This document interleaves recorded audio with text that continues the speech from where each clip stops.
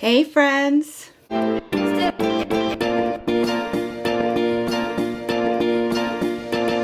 It is week 17 and also today's my birthday. A lot happened in the last week, like a lot.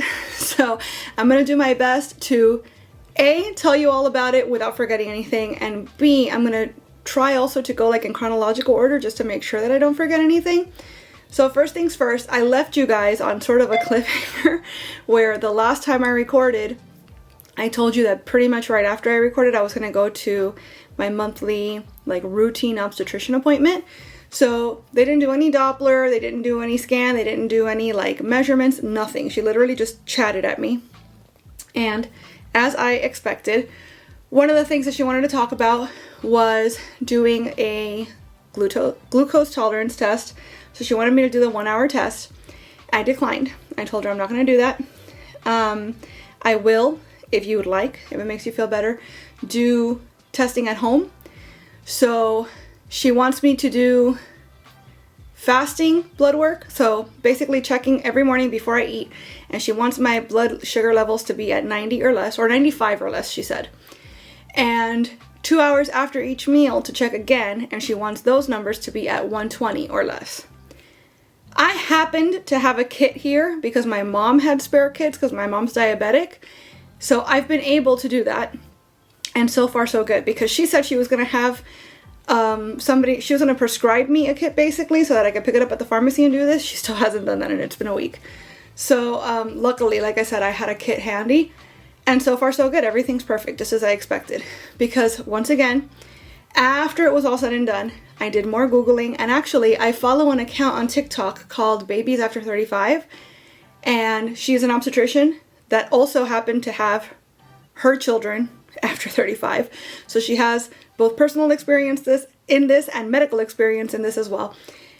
And she posts all sorts of informative videos, but also she'll have people like write in or send in videos of questions and she'll reply or answer them.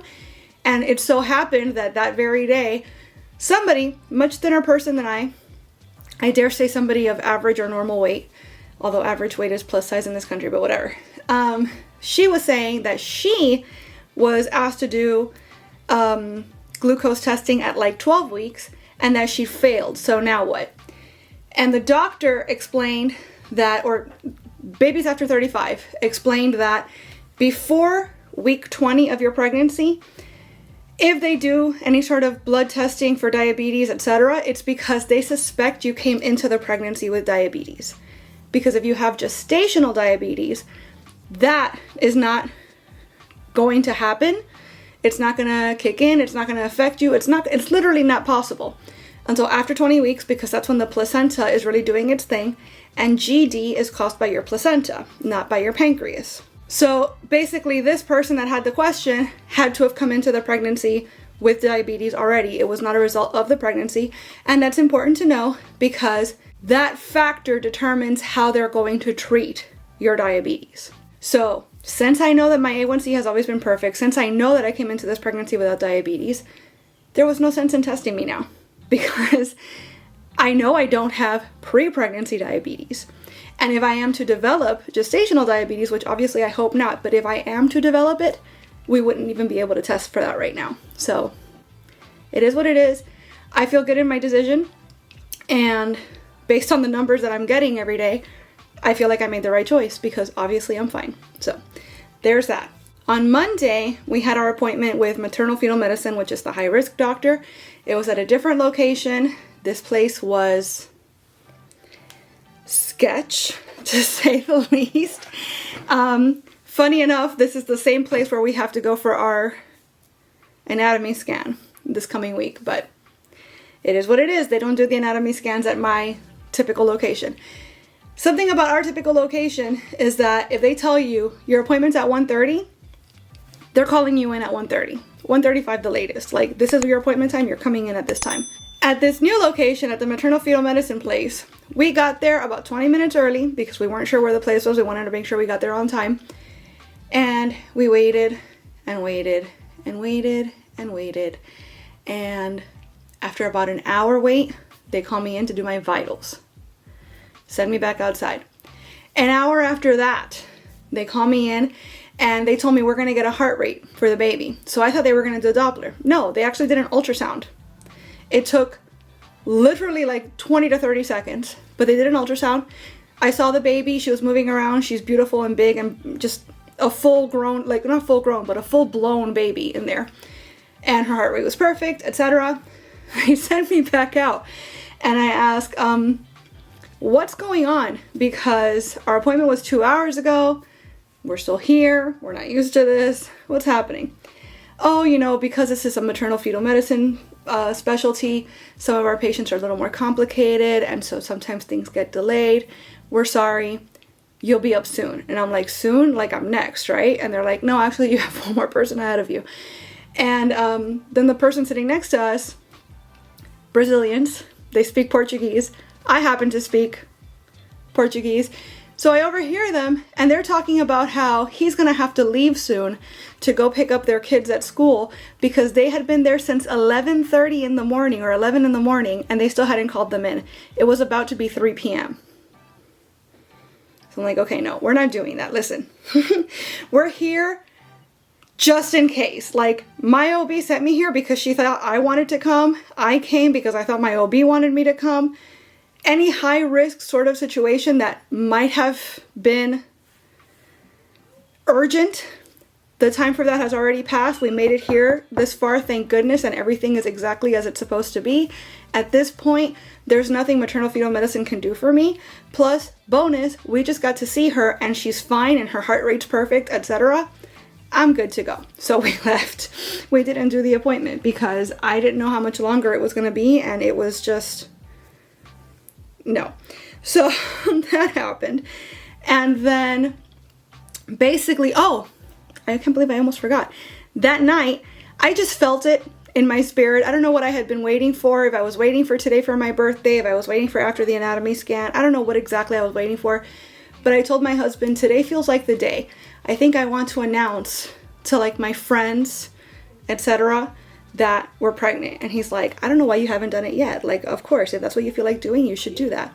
So I did. And everybody is so excited and so happy for us.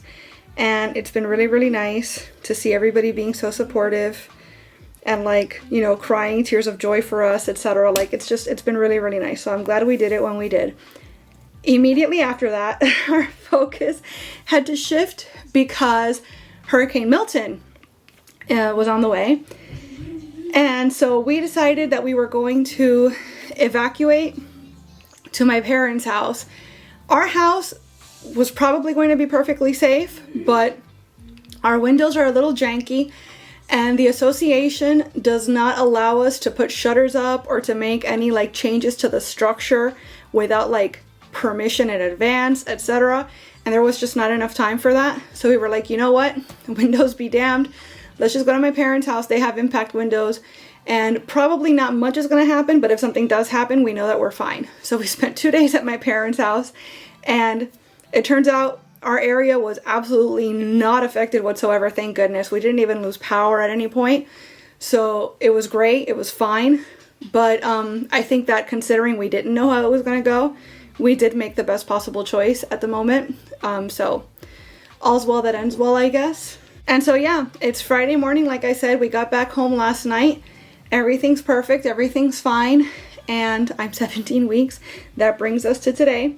So today, baby girl is as big as Jack Jack's cookie from The Incredibles. Okay. She's as big as Clark Kent's glasses, as big as a Pop-Tart, as big as a stick of deodorant, and as big as a large onion, apparently. These are all things that are so wildly different in shape and size that I don't understand how any of that tracks, but sure. She's also apparently about 5 inches. I think they're still like measuring from head to booty. So 5 inches and weighing about 5 ounces.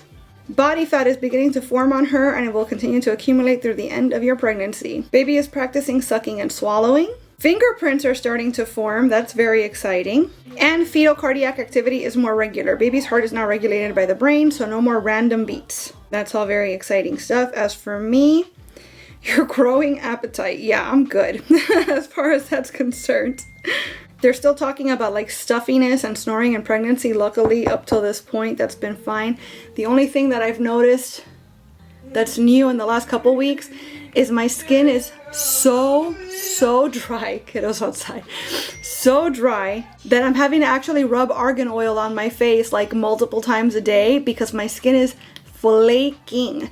And I've never had a problem with dry skin. Quite the contrary. My skin's always been normal or combination. I remember as a teen, it was actually really oily. I had very oily skin. I never in my life would have dreamed that I was capable of having dry skin. And luckily for me, I haven't experienced like melasma, which is where your face like changes, like you get splotchy and your face changes colors or tones. Maybe that'll happen later in the pregnancy because I feel like it's supposed to happen later if it's going to happen. But so far, that hasn't happened to me. I haven't had acne, but this dryness is just out of hand. Also, apparently this week, your body may experience heightened symptoms such as an increase in vaginal discharge, so we're back at this again, and a greater sensitivity to allergens. Both are totally normal. I have a lot of allergies. I do a pretty good job at avoiding them for the most part, so hopefully that won't affect me too much, but yeah, that's pretty nuts. Baby will soon be able to hear you. Her ears are close to being fully formed, and she's starting to be able to hear your voice. That's exciting. I was thinking about that actually. My son has very set bedtime routines, and part of those bedtime routines include me repeatedly singing Baby Shark to him. Also a song about bugs from the Bubble Guppies, and my husband sings the ABC song to him, Twinkle Twinkle Little Star, Baba Black Sheep, and a song about bedtime that we got from Yo Gabba Gabba 1,000 years ago. We've been singing to him since the beginning of time. And so since I sing those songs multiple times a day, every single day, she's probably going to come out of the womb recognizing those songs. And so it's very likely that she will also find comfort in those same songs. And that's very exciting for me. I think one big last thing that I want to tell you about this last week is that just yesterday, my husband and I have been kicking around names for a long time. And I'm pretty sure I told you guys a few weeks ago that we had her name. But I was not like super set on that name. I liked it. My husband loved it. But I was still kind of feeling like that just doesn't feel like her name to me though. I feel like we should wait. I still feel we should wait until we meet her before we make any like concrete decisions, because maybe we look at her and go, ooh, she doesn't seem like a blank after all. She kind of seems more like a this to me, right? We didn't do that with our son. With our son, we picked his name at like 20 weeks and that was his name, period. Like we just knew that was the name immediately, and we never faltered. That was always the name. But with little girl, we've been just discussing it constantly, it feels like, for weeks. And we have a running list of 6 names, I think, that we keep going back and forth on. And there was one in particular that my sister actually suggested to us about a week ago. And it just sounded so perfect, even at that moment. And we said, okay, we have to add that one to the list. We like that one. And we keep mulling it over. And last night, randomly out of the blue, my husband says, you know, I really think that's her name. I really like that name. And I was like, really? You think so? Like, because I really love that name too, for this reason and this reason and this reason. And he's like, yeah, that really feels like that's it. I really feel like that's her name.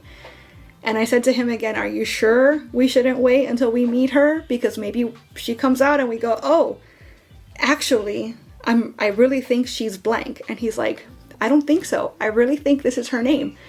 And I really think so too. So I even dreamt about her last night, and in the dream I was calling her her name, and like, this really feels like that's it. Like, this is her name. So I think now officially we can say that we have her name like set.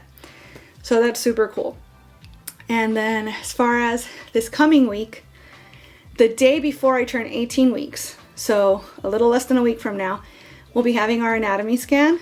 That feels a little early because I've read everywhere that typically it's done between 18 and 20 weeks, and I'll be just shy of 18 weeks when we do it. But that's when they scheduled it for us. So I'm sure they did that with all this in mind, and they feel like they're going to be able to get whatever measurements they need. So next time you guys see me, I'll be able to tell you guys about the anatomy scan and how that went. Another thing we did, I can't believe, see, it's just so many things that happened. Another thing we did last week during my OB appointment is she threw at me that also we have to do blood work today to test your alpha ferritin something or other. I think I'm saying that right. I genuinely don't know.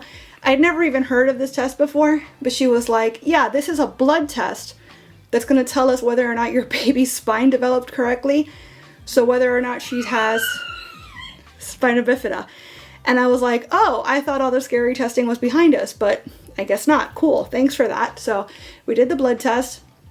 I Googled to see how long it would take to get the results because I didn't want to be like, oh my gosh, it's been 3 days. We don't have the results. Something's wrong. It turns out that these results can take up to 2 weeks. But the very next business day, we had our results and she's 100% fine. She's perfect. So again, all good things. And now I really do think I've caught you guys up. I know this video's been, actually it hasn't even been that long compared to others, but there was just so much that happened in this past week that I'm shocked. I will be shocked if I actually didn't forget anything. So that's week 17. I did forget something. I didn't show you guys my belly. Hold on. There's my 17-week belly. Little girl. It's right over here. And yeah, I'm feeling very, very pregnant these days. So now I'm pretty sure I haven't forgotten anything else. If I remember anything else, I guess you'll have to wait until next week to hear about it. But that's been up to week 17 now. Week 17 today, celebrating my birthday. It's gonna be a good day. It's gonna be a good day. It's gonna be a good year. I'm really, really excited. I'm happy. I don't remember the last time I was this happy. It's gonna be awesome. Thank you guys for being on this journey with me, and we'll chat again really, really soon. Bye.